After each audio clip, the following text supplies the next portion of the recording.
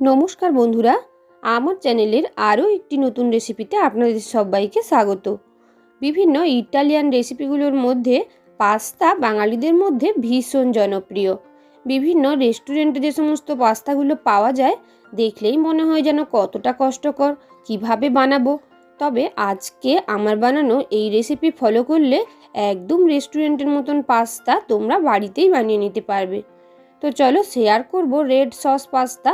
পুরো রেসিপিটাই শুরু থেকে শেষ অবধি দেখতে থাকো। আর রেসিপি ভালো লাগলে লাইক, কমেন্ট, শেয়ার আর চ্যানেলটাকে সাবস্ক্রাইব করে দেওয়ার অনুরোধ তোমাদের সবার কাছে রইল। দেখো, রেড সস পাস্তা বানানোর জন্য প্রথমে রেড সসটা আমি রেডি করে নেব। তার জন্য এখানে 2টো টমেটো, 3টে শুকনো লঙ্কা আর 4 কোয়া রসুন, সামান্য নুন দিয়ে আমি জলে একটু সেদ্ধ করে নেব। এগুলো সেদ্ধ হতে দিয়ে অপরদিকে কড়াইতে আমি পাস্তাটা সেদ্ধ করে নেব। আর টমেটোটা খুব বেশি সেদ্ধ করার দরকার নেই, 3-4 মিনিট ফুটিয়ে নিলেই হবে।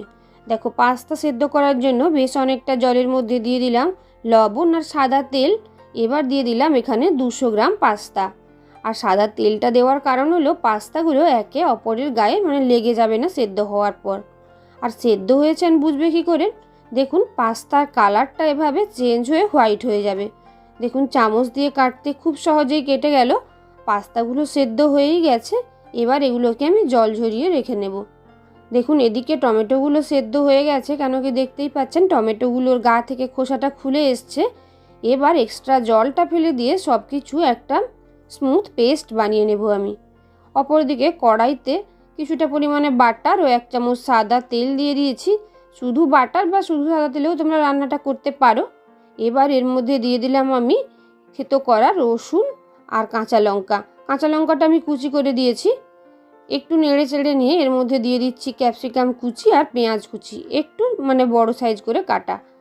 তোমরা না চাইলে এখানে ক্যাপসিকাম, পেঁয়াজ কোনো কিছুই নাও দিতে পারো, বা চাইলে আরও এক্সট্রা ভেজিটেবলসও অ্যাড করতে পারো। হালকা নেড়ে চেড়ে নিয়ে এর মধ্যে দিয়ে দিচ্ছি আমি বানিয়ে রাখা রেড সসটা। দিয়ে দিচ্ছি 1 চামচ পরিমাণে টমেটো কেচাপ, 1 চামচ পরিমাণে পাস্তা পিৎজা সস, আর দিয়ে দেব পরিমাণ মতন লবণ, সামান্য লঙ্কার গুঁড়ো, অবশ্যই স্বাদ বুঝে, যেহেতু 3টে কাঁচা শুকনো লঙ্কা দেওয়া আছে, আবার কাঁচা লঙ্কা দিয়ে দিলাম। 1 চামচ মতন গোলমরিচের গুঁড়ো। সব কিছু মিশিয়ে খুব ভালো করে এবার নেড়ে চেড়ে নিচ্ছি। কিছু মিশিয়ে নেওয়া হয়ে গেলে এবার এর মধ্যে দিয়ে দিচ্ছি আমি 1 চামচ মতন অরিগ্যানো। এখানে তোমরা চিলি ফ্লেক্সও ইউজ করতে পারো, ঝালটা বুঝে অবশ্যই। আমি আর চিলি ফ্লেক্স এক্সট্রা করে ইউজ করিনি, যেহেতু কাঁচা লঙ্কা, শুকনো লঙ্কা সব কিছুই মেশানো আছে। এবার এর মধ্যে দিয়ে দিচ্ছি আমি পাস্তাগুলো, সেদ্ধ করে রাখা পাস্তাগুলো। ভালো করে সব কিছুর সঙ্গে এবার মিশিয়ে নিচ্ছি। আর বন্ধুরা, তোমরা এখানে চাইলে কিন্তু চিজও ইউজ করতে পারো, কিন্তু আমি এখানে চিজটাও অ্যাভয়েড করেছি। খুব ভালো করে সব কিছু মিশিয়ে নিচ্ছি। এইভাবে সুন্দর করে সব কিছু মিশিয়ে নিলেই রেড সস পাস্তা আমার রেডি। সবশেষে দিয়ে দেবো আমি কিছুটা ধনেপাতা কুচি ওপর থেকে। তো কতটা সহজেই পাস্তাটা বাড়িতে বানিয়ে নেওয়া গেল তোমরা দেখতেই পেলে।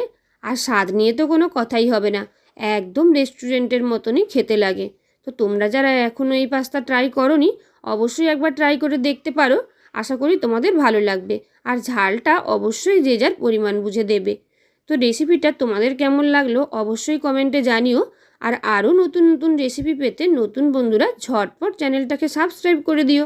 টাটা।